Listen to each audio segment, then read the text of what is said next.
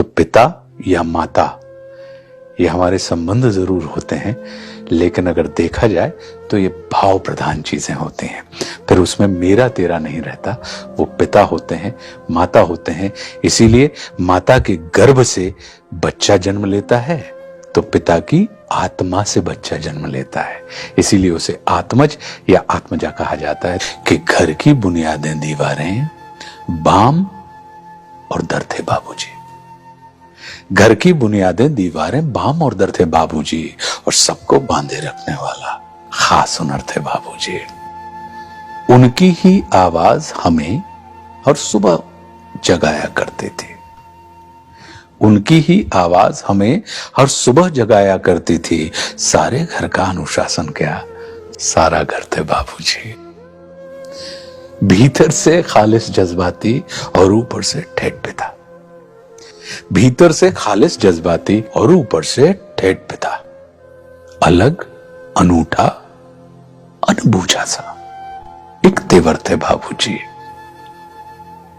और 3 मोहल्लों में उन जैसी कदकाठी का कोई न था।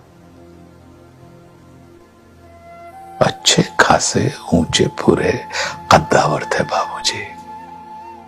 3 मोहल्लों में उन जैसी कदकाठी का कोई न था। अच्छे खासे ऊंचे फुरे कद्दावर थे बाबूजी। और अब तो उस सूने माथे पर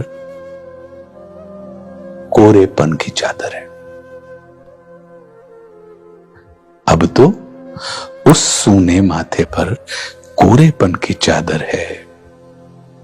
अम्मा जी की सारी सजधज सब जेवर थे बाबूजी।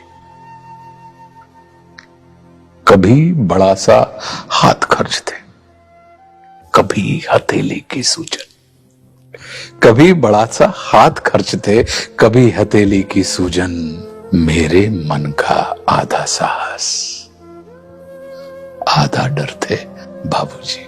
कोई भी रचना तभी कालजयी होती है जब उस रचना को पढ़ने वाले या सुनने वाले का अपना अनुभव उस रचना के साथ जुड़ा। ये सफलता होती है रचना की और रचनाकार की कि जब संबंधों से हटकर रचनाकार भाव पर ले जाता है।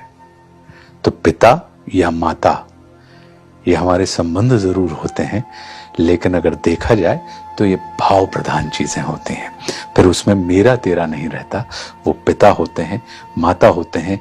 इसीलिए माता के गर्भ से बच्चा जन्म लेता है तो पिता की आत्मा से बच्चा जन्म लेता है। इसीलिए उसे आत्मज या आत्मजा कहा जाता है। और आप सुनेंगे तो मुझे विश्वास है कि आप सबको लगेगा कि आप सबके पिता के लिए ये लिखी गई है।